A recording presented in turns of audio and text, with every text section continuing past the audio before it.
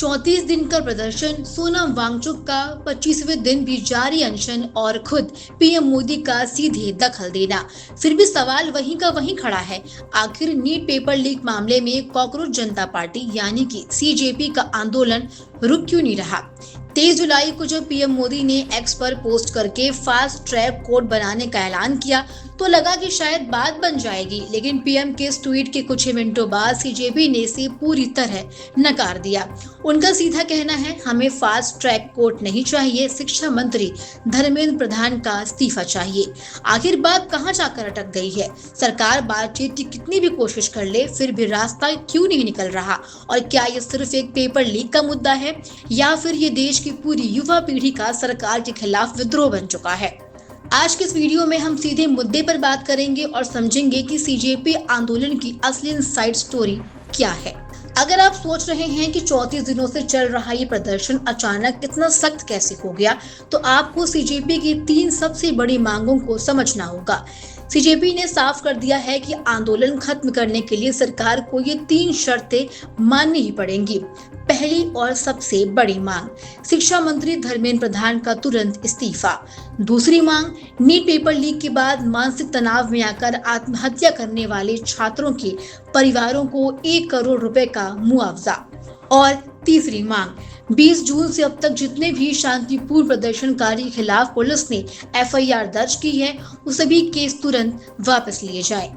CJP का रुख बेहद कड़ा है। उनका कहना है कि हम यहाँ तब तक डटे रहेंगे जब तक धर्मेंद्र प्रधान को हटाया नहीं जाता। यानी मामला सिर्फ आश्वासन का नहीं, सीधे तौर पर राजनीतिक जवाबदेही का है। अब सवाल ये उठता है कि क्या दोनों पक्षों के बीच टेबल पर बैठकर बात नहीं हो सकती? कोशिशें जरूर हुई, लेकिन हर बार बात बिगड़ गई। 22 जुलाई को केंद्रीय मंत्री जेपी नड्डा ने सीजेपी को अपने आवास पर बातचीत के लिए बुलाया था, लेकिन सीजेपी ने इस प्रस्ताव को ये कहते हुए ठुकरा दिया कि बातचीत किसी मंत्री के घर के बंद कमरे में नहीं, बल्कि जंतर मंतर पर या किसी न्यूट्रल जगह पर होनी चाहिए।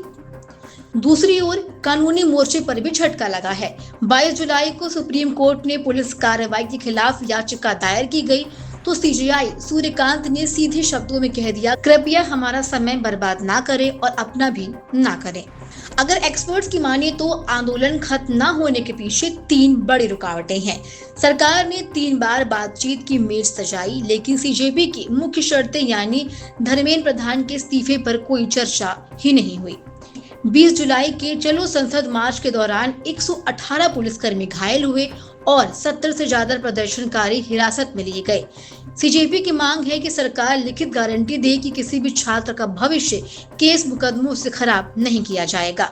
23 जुलाई को Rajiv Chowk, central secretariat, ITO और खान मार्केट समेत 16 मेट्रो स्टेशन बंद कर दिए गए और इंटरनेट ठप कर दिया गया। इससे आम जनता तो परेशान हुई ही, प्रदर्शनकारी का आक्रोश और भड़क गया।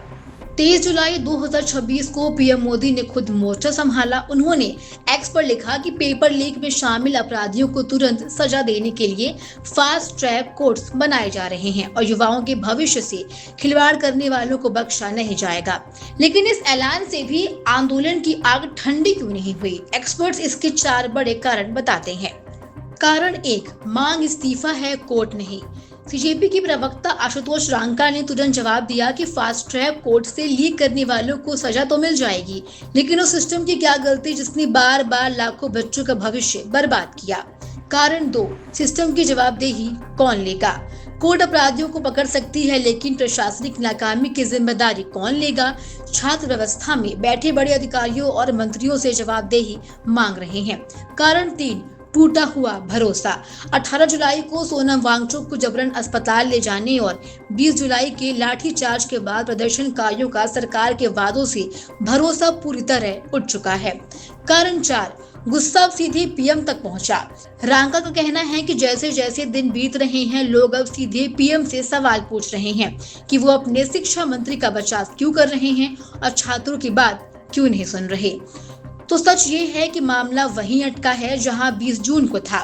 सीजेपी शिक्षा मंत्री का इस्तीफा चाहती है और सरकार इस्तीफा देने को तैयार नहीं है। फास्ट ट्रैक कोर्ट का ऐलान सरकार की तरफ से एक कदम जरूर है, लेकिन छात्रों की नजर में ये सही दिशा में उठाया गया कदम नहीं है। 34 दिन बीत चुके हैं 25 दिन से अनशन जारी है, लेकिन जब तक राजनीतिक जवाबदेही तय नहीं होती, ये विद्रोह रुकने वाला नहीं दिखता। आपकी इस पर क्या राय है? क्या सरकार को शिक्षा मंत्री का इस्तीफा स्वीकार कर लेना चाहिए या फिर सीजेपी को बातचीत के लिए थोड़ा लचीला रुख अपनाना चाहिए? अपनी राय कमेंट बॉक्स में हमें शेयर करें।